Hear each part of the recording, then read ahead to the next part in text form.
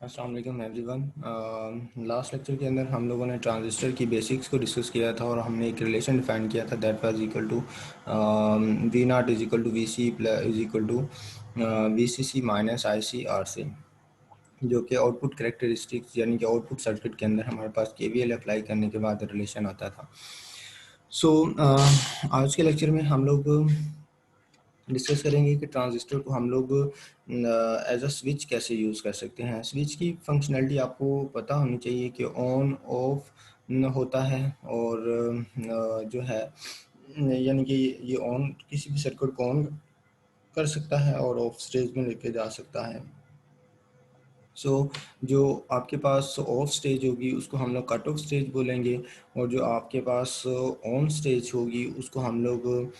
Saturated reason का नाम देंगे। सो कंसिडर करें कि जब हमारे पास जो लास्ट टाइम सर्किट था, अगर आप लोगों को याद हो,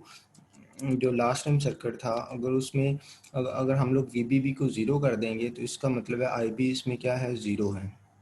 आई भी ज़ीरो है तो उस वक़्त इस करंट की वजह से जो आईसी में इंक्रीज़ आनी थी वो नहीं आएगी और आईसी कंसिडर करें कि ड्यू टू हमने बीसीसी को इस तरह से एडजस्ट किया हुआ है कि आईसी की वैल्यू इनिशियली ज़ीरो है। सो वीबी भी जब ज़ीरो होगा तो आईबी भी ज़ीरो होगा और आई भी ज़ीरो होगा तो देन आपके पास आईसी भी ज़ीरो होगा। इसका मतलब है कि जब हम लोग वीबीबी को ज़ीरो करेंगे, काइंडली ये कंसिडर कीजिएगा कि ये जो बी है, ये बी है, ये सी है, ये सब स्क्रिप्ट हैं। मैंने जल्दी में ये चूँकि टाइप की हुई हैं स्लाइड्स तो इस वजह से मैं इनको सब्सक्रिप्ट में कन्वर्ट नहीं कर पाया, कुछ को कर पाया हूँ, कुछ को नहीं कर पाया। सो जब हम लोग वी को ज़ीरो रखेंगे तो आई भी ज़ीरो होगा और इनपुट सर्किट में जब आई भी ज़ीरो होगा तो ड्यू टू इनपुट सर्किट जो आईसी में आईसी करंट प्रोड्यूस होना था वो भी क्या होगा, ज़ीरो होगा। जब आईसी ज़ीरो होगा तो देन आप लोग यहाँ पे गौर करें, आईसी की वैल्यू जब हम लोग इस रिलेशन के अंदर आउटपुट में ज़ीरो पुट करेंगे तो जो आपके पास आउटपुट वोल्टेज होगा वो किस चीज़ के इक्वल हो जाएगा, वीसीसी के इक्वल हो जाएगा। ठीक है, इसका मतलब है जब आपके पास सॉरी जब आपके पास वी इनपुट जो है, वी इनपुट जो है वो अगर आपके पास ज़ीरो है तो उस केस में अब आपके पास वी इनपुट यानी कि वी भी आपके पास ज़ीरो है तो देन आपके पास आउटपुट में वोल्टेज कितना मिल रहा है, वीसीसी मिल रहा है। वी इनपुट आपके पास वी जो है वो ज़ीरो है, देन आई बी ज़ीरो है, आई सी ज़ीरो है, तो देन ये वाला पोर्शन ज़ीरो हो गया तो वी आउटपुट में आपको क्या मिलेगा, वीसीसी मिलेगा, यानी कि वी ज़ीरो के ऊपर वी आउटपुट में आपको वीसीसी की इक्वल वोल्टेज मिलेगा। अब उसके बाद सपोज करें आप वी को इंक्रीज़ भी करते हैं तो पोटेंशियल बैरियर की वैल्यू तक, पोटेंशियल बैरियर की वैल्यू तक यहाँ से लेके यहाँ तक जो आई होगा वो ज़ीरो होगा और आई भी आपके पास क्या होगा, ज़ीरो होगा। जैसे ही हम लोग पोटेंशियल बैरियर की वैल्यू को क्रॉस करेंगे तो देन सेकंड फिनोमेना शुरू होगा। सो जब तक हम लोग पोटेंशियल बैरियर से नीचे हैं, with in the potential barrier हैं, तो देन आपके पास जो ट्रांजिस्टर में जो करंट प्रोड्यूस हो रहा है आईसी वो इक्वल टू ज़ीरो है। सो आईसी ज़ीरो है तो इस वजह से हम लोग करंट प्रोड्यूस नहीं हो रहा। सो इस वजह से इसको हम लोग क्या करेंगे, स्विच ऑफ स्टेज बोलेंगे और या इसको हम लोग कह सकते हैं transistor will be in the cut off stage. अब उसके बाद क्या होगा, जैसे जैसे आप लोग वी को इंक्रीज़ कर देंगे, पोटेंशियल बैरियर से इन्हांस करेंगे, पोटेंशियल बैरियर से क्या करेंगे, इन्हांस करेंगे, तो आईसी क्या होना शुरू हो जाएगा, इंक्रीज़ करना शुरू हो जाएगा। आईसी जब इंक्रीज़ करेगा तो ये वाला फैक्टर क्या होगा, इंक्रीज़ करेगा और ये कंटिन्यूसली इस फैक्टर में से क्या हो रहा है, माइनस हो रहा है, यानी कि जैसे जैसे आईसी बढ़ेगा ये फैक्टर बढ़ेगा, जैसे ये फैक्टर बढ़ेगा तो ये ओवरऑल फैक्टर जो होगा वो रिड्यूस होना शुरू हो जाएगा। सो इसका मतलब है वी भी बढ़ाते जाएंगे, आईसी बढ़ता जाएगा और ये वाला रिलेशन जो है वो आपके पास क्या होता जाएगा, रिड्यूस होता जाएगा और ये क्या करेगा, ज़ीरो की तरफ आना शुरू हो जाएगा। और अब एक स्टेज ऐसी आएगी और एक स्टेज ऐसी आएगी जब इस डायग्राम के अंदर जब यहाँ पे एन रीजन के अंदर जितने भी फ्री इलेक्ट्रॉन्स थे वो तमाम के तमाम यूटिलाइज होना शुरू हो जाएंगे आईसी प्रोड्यूस करने में। तो उस वक़्त जो आईसी होगा वो अपनी पीक वैल्यू के ऊपर होगा और जब आईसी पीक वैल्यू के ऊपर होगा तो उसको हम लोग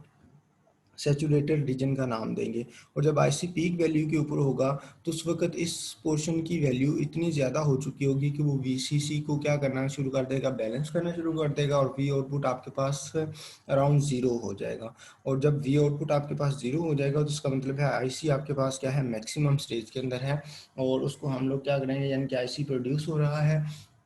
और उसको हम लोग क्या बोलेंगे, स्विच ऑन स्टेज बोलेंगे। और उस वक्त आपके पास जो जितने भी चार्ज कैरियर्स होंगे वो तमाम के तमाम कंट्रीब्यूट कर रहे होंगे करंट प्रोड्यूस करने में। सो उसको हम लोग सैचुरेटेड रीजन का नाम देंगे। ये सैचुरेटेड रीजन हो गया, ये आपके पास कट ऑफ स्टेज होगी। और यहाँ जहाँ पे आईसी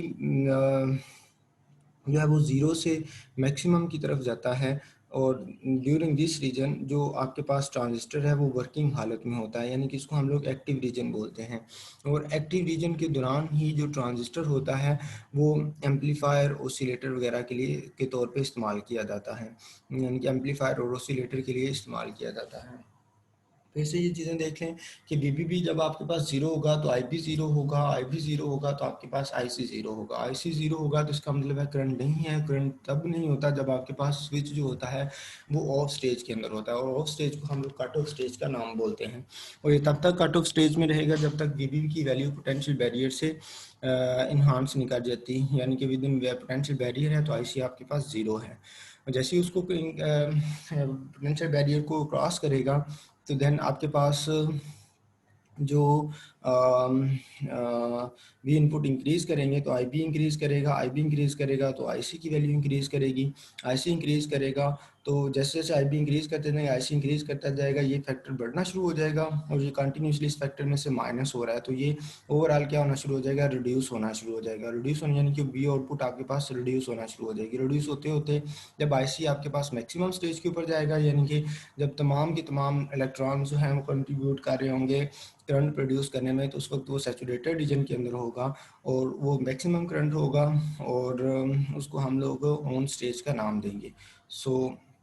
अगर इसमें कोई मसला है तो आप लोग डिस्कस कर सकते हैं। ये कुछ करंट रेशियोज हैं, beta D C is equal to I C over I B, alpha D C is equal to I C over I E, and I B जो है वो ये वाला जो रिलेशन है वो ट्रांजिस्टर का जो लास्ट टाइम रिलेशन डिफाइन किया था वहाँ से निकाला गया है इनपुट सर्किट में से, जो वो इनपुट सर्किट में केवीएल अप्लाई करने के बाद। सो एक चीज़ ध्यान में रखें कि जब हमारे पास जो ये जो करंट रेशियोज़ हैं, अगर डीसी करंट है तो उस वक्त हम लोग